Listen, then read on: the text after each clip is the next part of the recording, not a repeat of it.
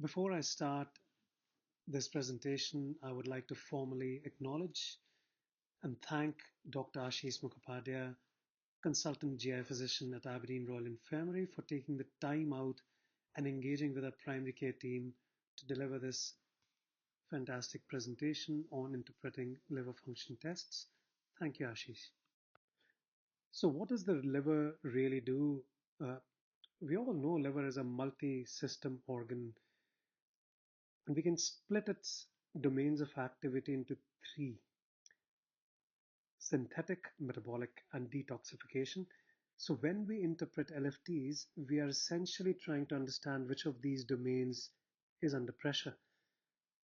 Synthetic markers like albumin and clotting factors which liver produces gives us a story about chronic dysfunction in the liver. Carbohydrate and lipid regulation reflect metabolic integrity of the liver, and detoxification pathways, including bilirubin processing and ammonia conversion to urea, as also detox of drugs, gives us clues when things go wrong. Every abnormal LFT ties back to a failure in one of these core roles of liver. Detoxification by liver has multi-domains. It handles endogenous toxins, particularly ammonia, through the urea cycle. So no surprise that when liver deteriorates, ammonia accumulates, and this triggers hepatic encephalopathy. This is why cognitive changes in liver disease must always be taken seriously. A jaundiced patient who's sleepy, irritable, or just not right is seriously ill and needs to be in the hospital, therefore. Another major detox function in the is the breakdown of hormones. Insulin, steroid hormones, thyroid hormones, they all undergo hepatic clearance. So in chronic liver disease, often we find endocrine disturbances go hand in hand. Liver additionally plays a central role in bilirubin metabolism, converting unconjugated bilirubin into water-soluble conjugated form. So any disruption in hepatocellular function alters this process, leading to jaundice. So let's define liver function tests based on the different functions of the liver. Hepatocellular injury is reflected by ALT and AST. Cholestasis or biliary obstruction, best understood by alkaline phosphatase and GGT. The synthetic function of the liver, understood by albumin and prothrombin, and the excretory function of the liver is best reflected by bilirubin. So a common mistake is sometimes to treat all abnormalities as equal. The reality is that each component offers a different diagnostic clue, and today we'll learn how to interpret these signatures. Just a very quick recap.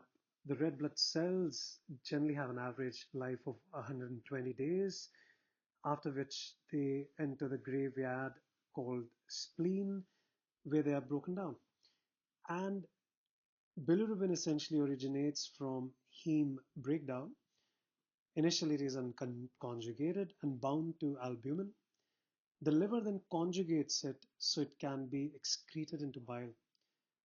When bilirubin is elevated, the first thing to consider is to understand where the blockage is actually happening. Is it prehepatic, which can happen when more of red blood cells are dying, for example, in hemolytic anemias? Is it hepatic, which will happen in parenchymal injury to the liver?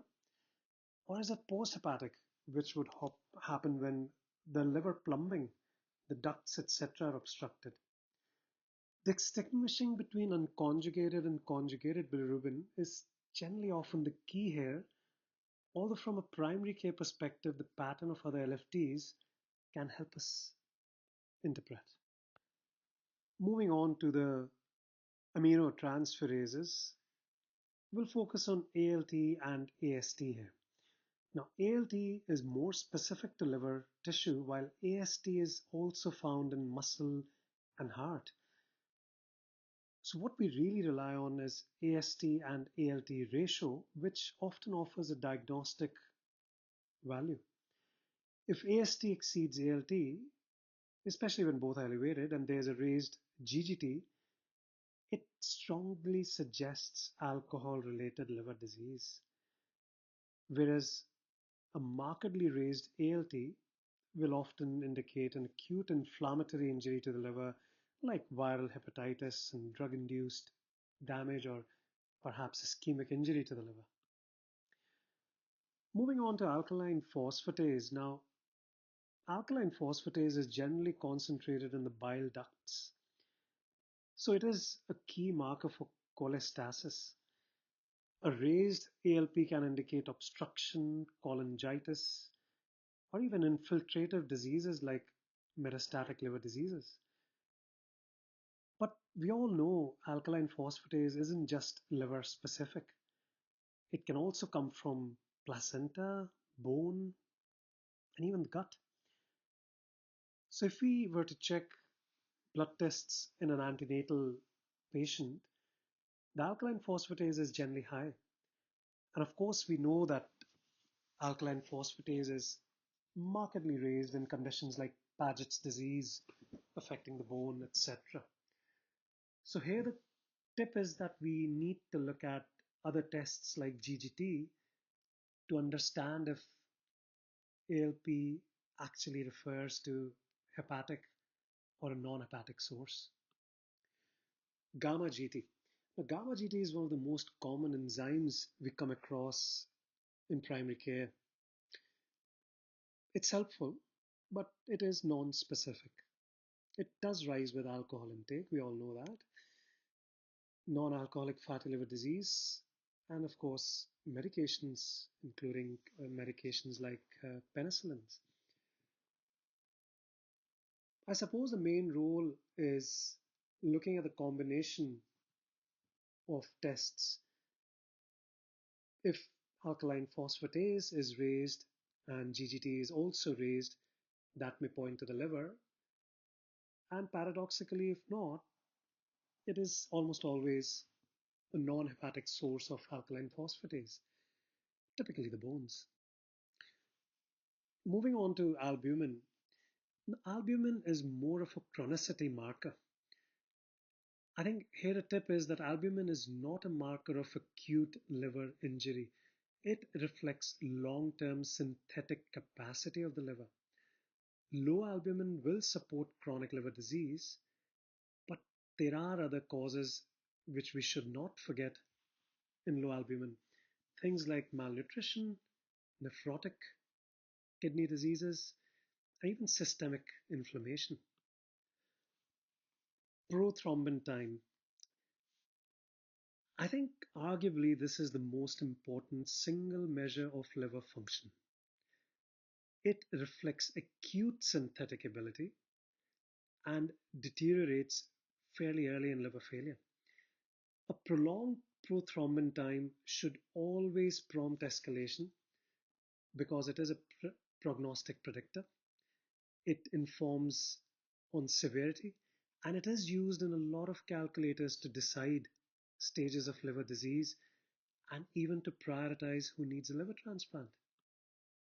So what is creatinine doing in a presentation on liver?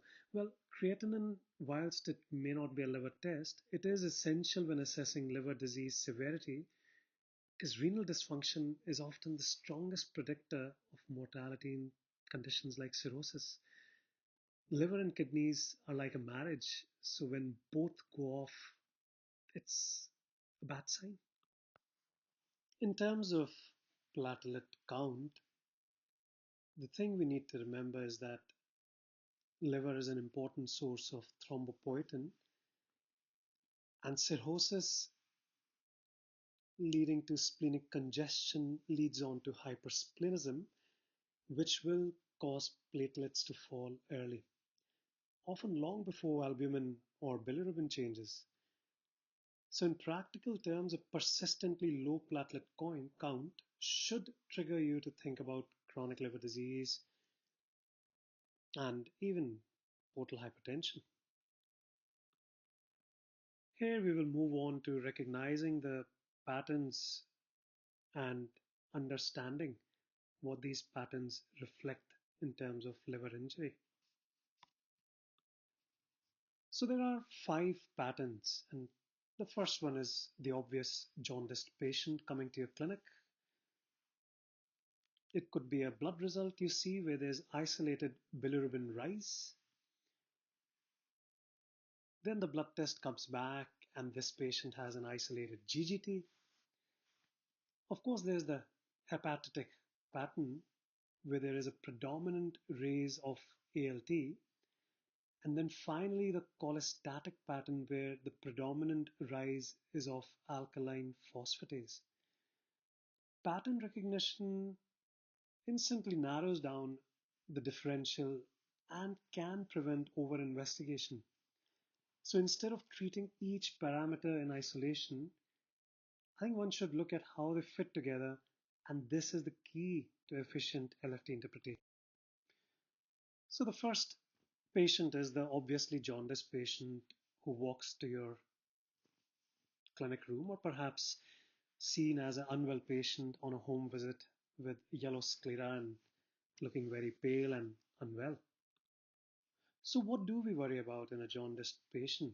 Well, I suppose the first thing is to start by risk assessing about life-threatening causes like fulminant hepatitis. It could be viral, it could be autoimmune, it could be a drug-related, or it could be pregnancy. We of course worry about cholangitis, especially due to gallstones or biliary obstruction. And we of course have to worry about malignancy. It could be biliary tract cancers, it could be pancreatic cancers, hepatocellular carcinoma, or it could just be metastatic infiltration of the liver. So I suppose the job is to decide, is this jaundice acute? Is the patient alert? Is there any evidence of sepsis? And is there any need to escalate to an admission or an urgent discussion?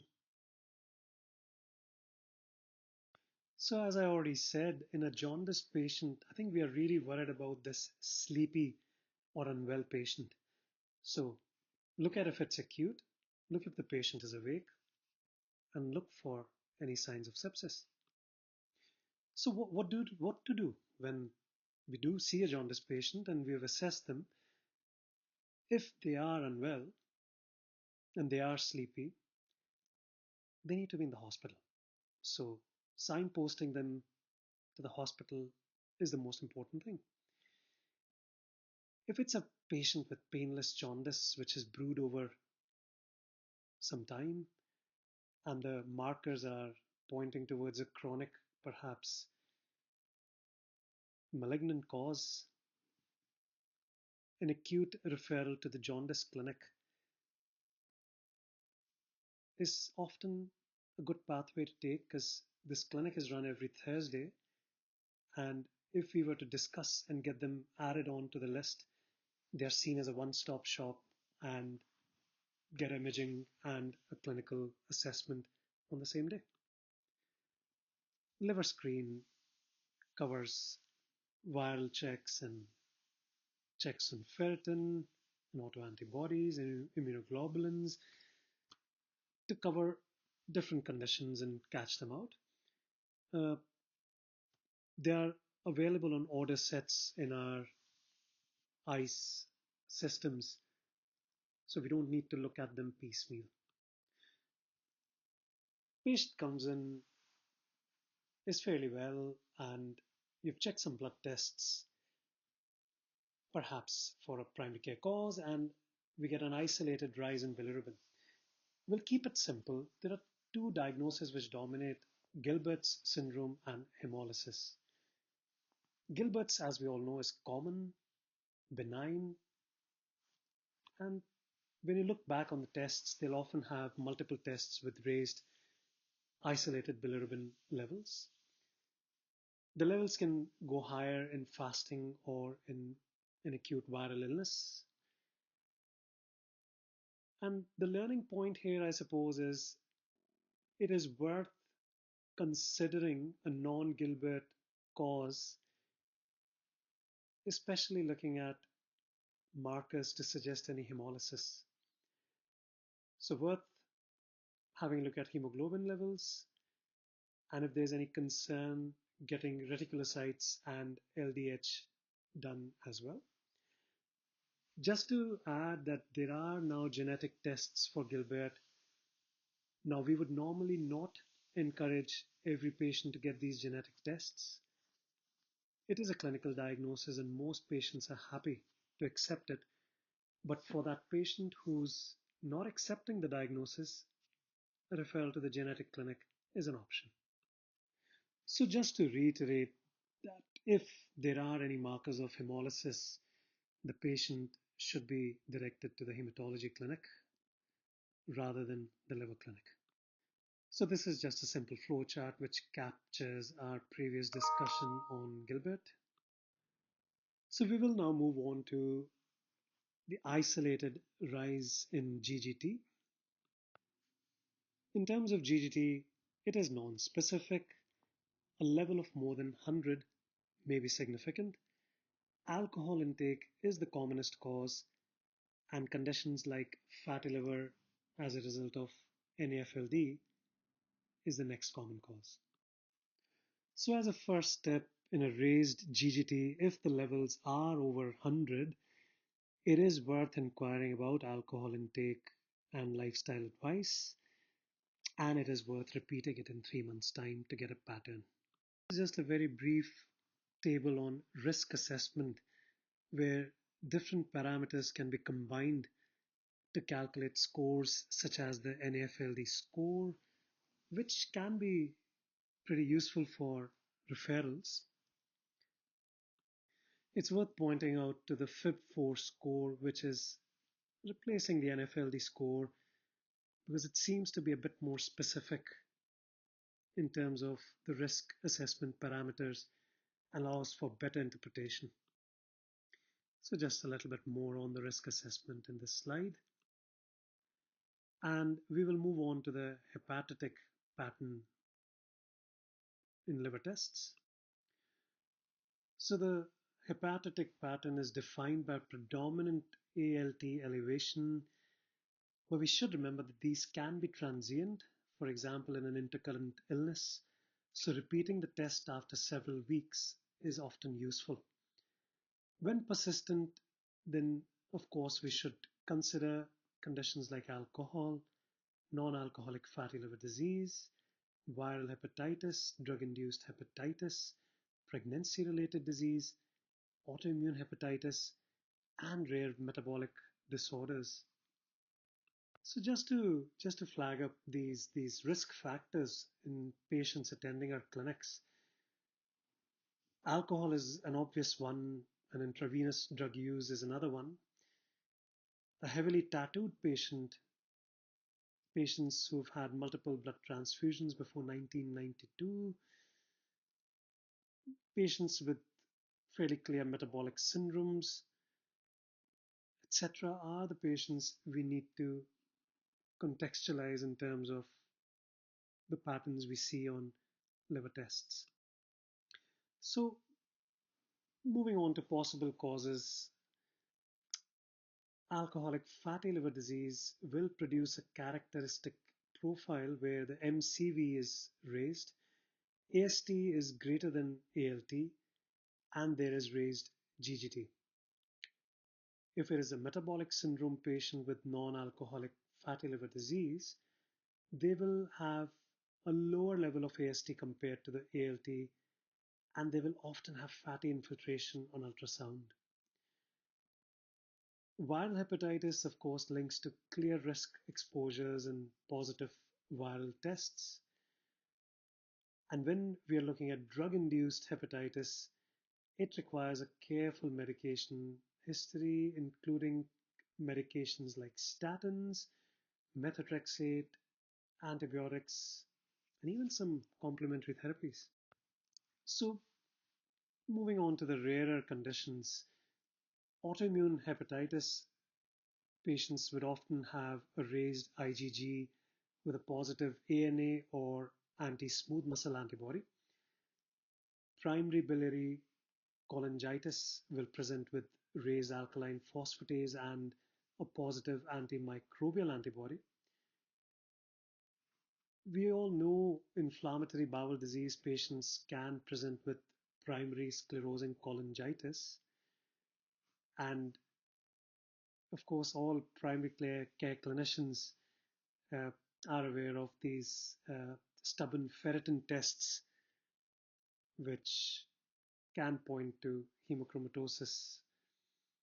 Wilson's disease will present with low ceruloplasmin, and the main say is that these conditions will require a specialist assessment, but early recognition in primary care is crucial.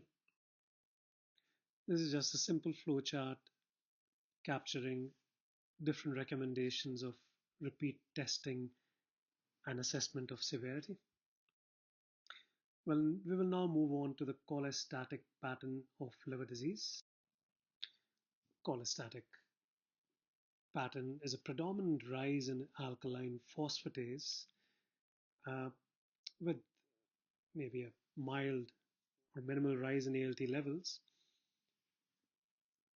If GGT is normal, we should consider alternative pathologies like Paget's disease of the bone. If GGT is raised, we should consider hepatobiliary obstruction or cholestasis. A simple tip is that an alkaline phosphatase of over 200 should always prompt investigations. And things to keep in mind are conditions like gallstones, pancreatic cancers, cholangiocarcinomas, primary biliary cirrhosis, and primary sclerosing cholangitis. Again, just a reminder that drug-induced cholestasis is not uncommon, especially with drugs like comoxiclav, and we shouldn't forget liver metastasis as a differential here. A simple tip is that if alkaline phosphatase is less than 200, we can rest easy and repeat it in 3 months rather than rushing straight into tests.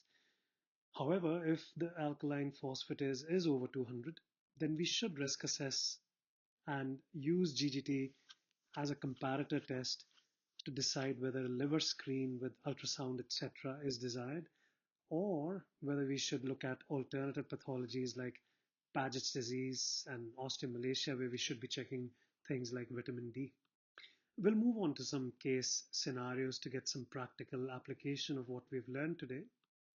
So the first case is of a 25-year-old man noted to have abnormal tests where bilirubin is 34, which is over the normal range, whereas ALT, alkaline phosphatase, and prothrombin, INR, etc. are all normal.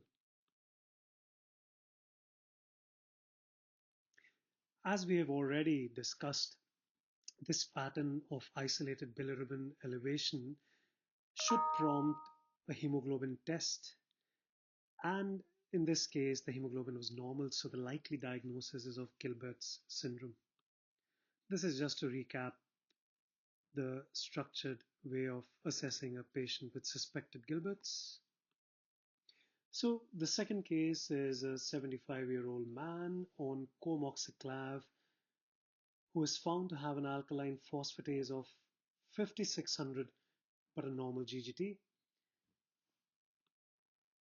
So the second case is a 75-year-old man was given Augmentin for a complicated UTI. His LFTs were found to be abnormal with a bilirubin of 23, ALT of 20, alkaline phosphatase of 5600 with a normal prothrombin/INR.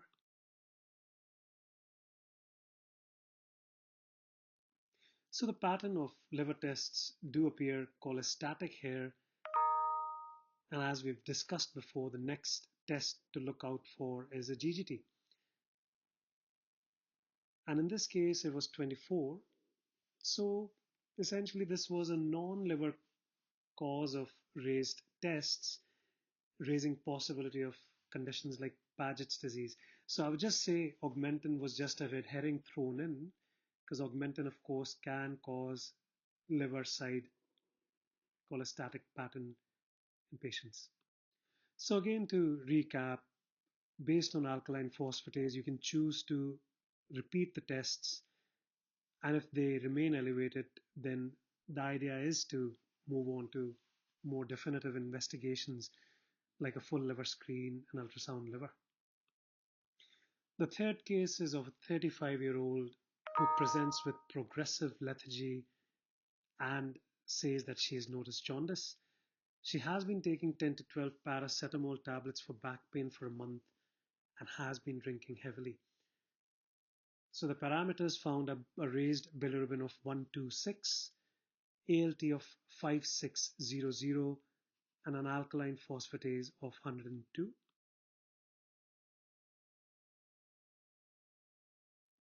So yeah, this is reflective of a hepatitic pattern. And the next test to look out for would be a prothrombin time. Her INR sadly was 7.6. This is a true case which presented to accident and emergency and essentially was down to a staggered paracetamol overdose in this patient. So the next case is of a 50-year-old diabetic patient with a BMI of 32, picked up with abnormal LFTs 3 months ago, bilirubin of 24, ALT of 28, GGT 120, albumin 42, and platelet count of 100.